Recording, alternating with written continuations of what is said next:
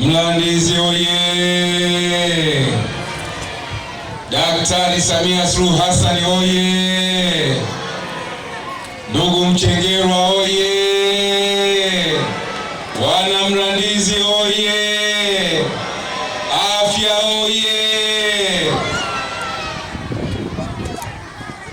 Mheshimiwa ambaye mgeni wetu rasmi, Waziri wa Afya, Mheshimiwa Mkuu wa Mkoa wetu wa Pwani,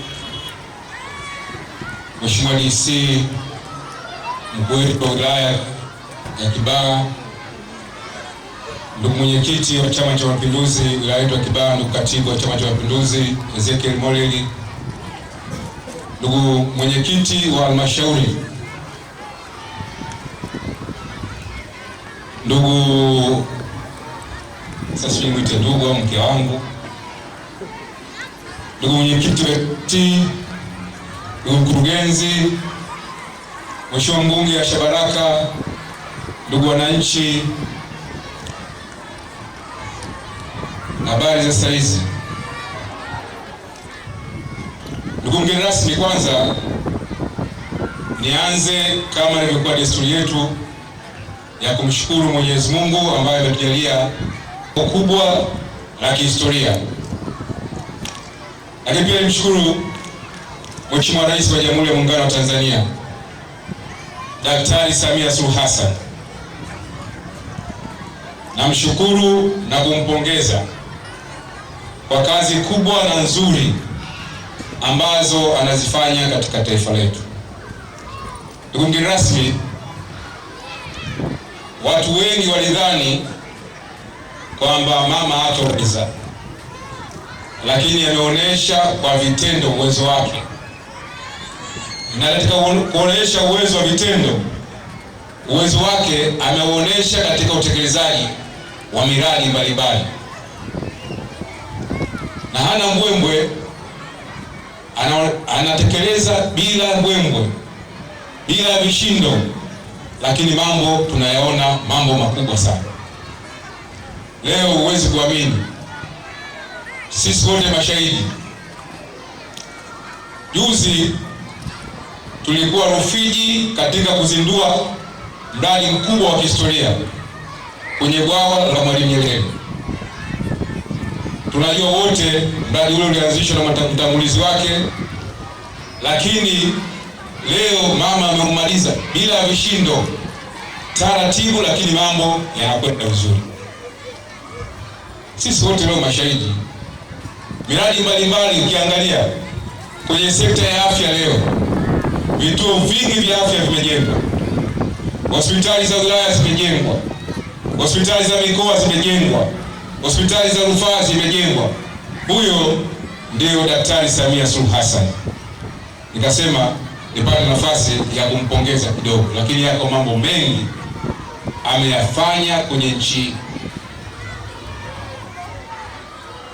Kelele nyingi, watu wamezoea vishindo, lakini Daktari Samia Suluhu Hassan anafanya kazi bila vishindo.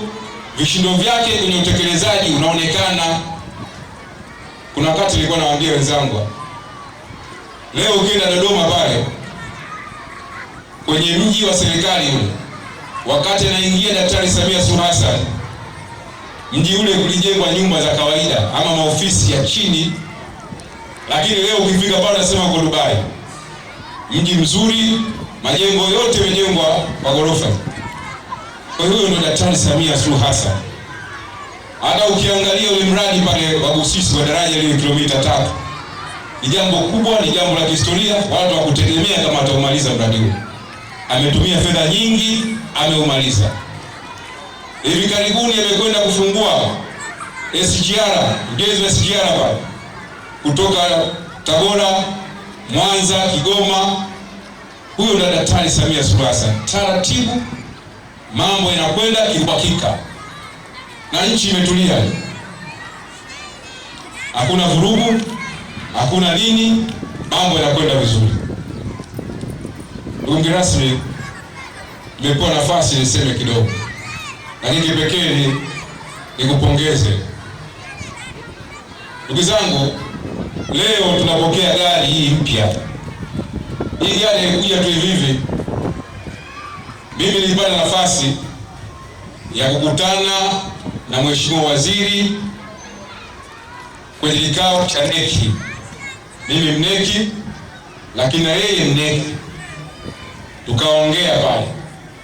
Nikamwambia kaka, mimi nina shida pale kwangu. Na shida ya gari. Akaniambia nimekwisha. Nitakwenda taongea na bosi, nitajua jinsi ya kufanya, gari itakuja. Kwa bila kushukuru sana. Na kushukuru kwa uaminifu wako. Kiongozi mwenye uwezo, mwenye kauli. Kauli yako inasimama na kwa muda mfupi umetekeleza. Na kushukuru sana. Tunataka viongozi kama nyinyi wenye kauli. Hamna mbambamba. Niko nasikia nasema bwana Mchengerwa mtu kazi. Sasa mtu kazi vipi? Leo nimethibitisha. Vitendo unasema kwa vitendo. Haikuchukua muda. Hii baadaye unamtumia message ndio bwana mlikabidhi gari. Machozi na kunitoka. Katikati hapa kuna maneno mengi yalipita. Gari yenyewe iko wapi? Sijui nini. Tuachieni miaka 5 tufanye kazi. Tatuliza baadaye. Sisi tunaendelea kujipanga na bado mambo yako vizuri. Sasa mimi niko na Mchengerwa, shida iko wapi?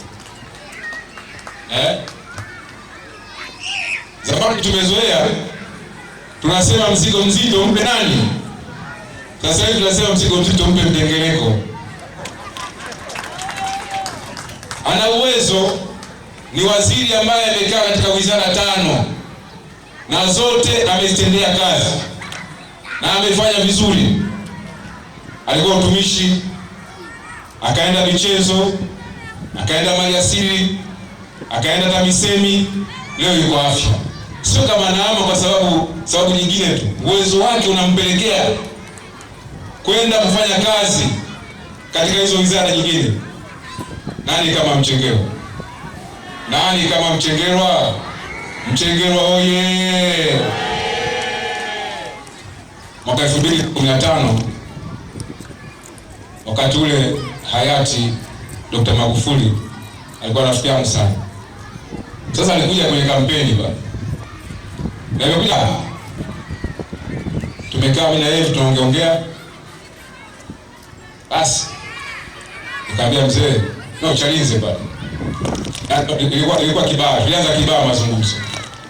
Nikamwambia mzee, unakumbuka wakati tuko bungeni Ridhiwani aliomba mradi wa maji? Akasema ndio. Nikamwambia unakumbuka ulimjibu nini? Akasema mimi nimwambia ile Ridhiwani ile ni kweli. Sina kato baba yake pale sitting room, mapesa yote anayo yeye, anazungumza. Anamaliza tu mara moja. Basi akaitikia, akamkumbusha, akacheka. Sasa mimi nikajua basi imeishia pale.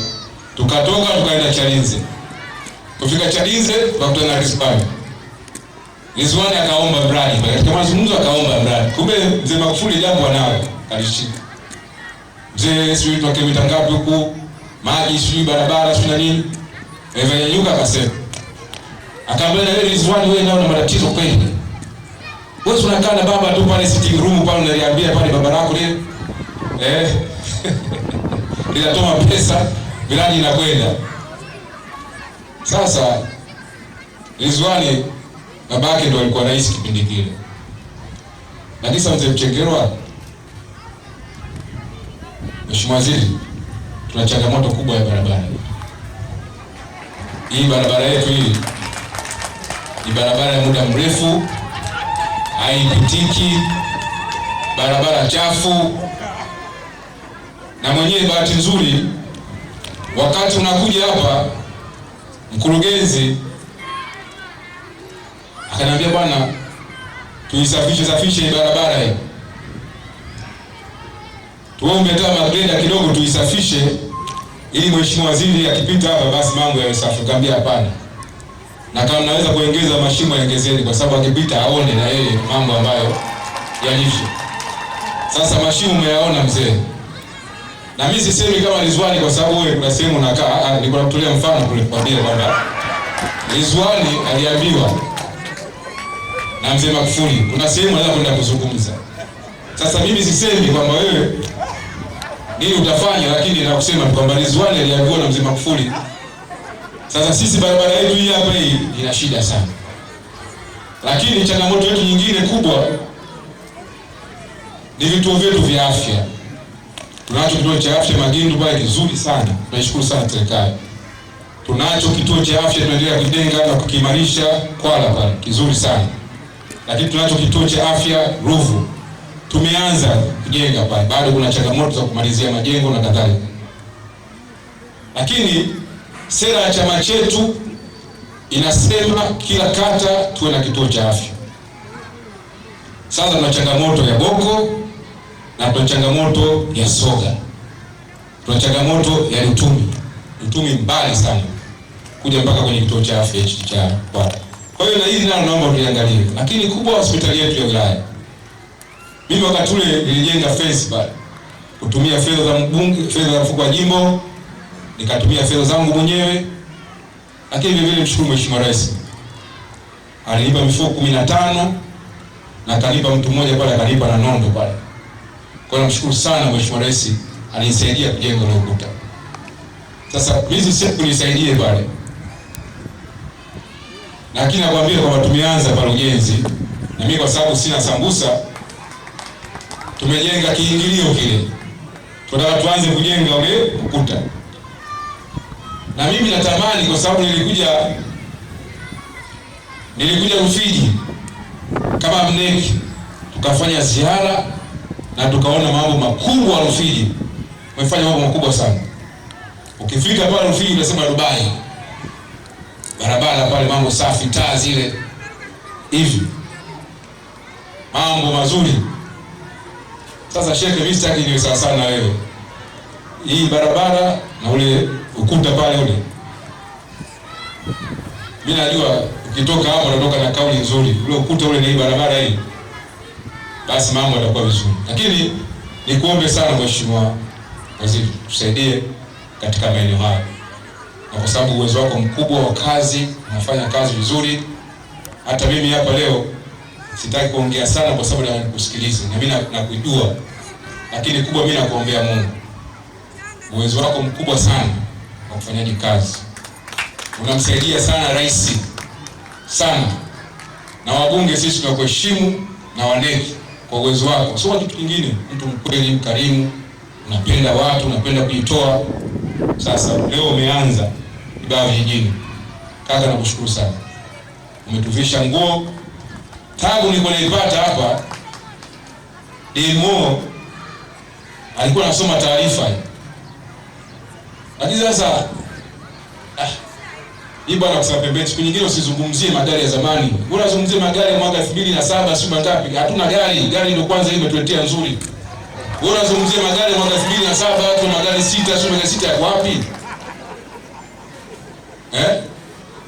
Hata nikuzungumzie magari ya mwaka 2007, 2006, 2000 ngapi?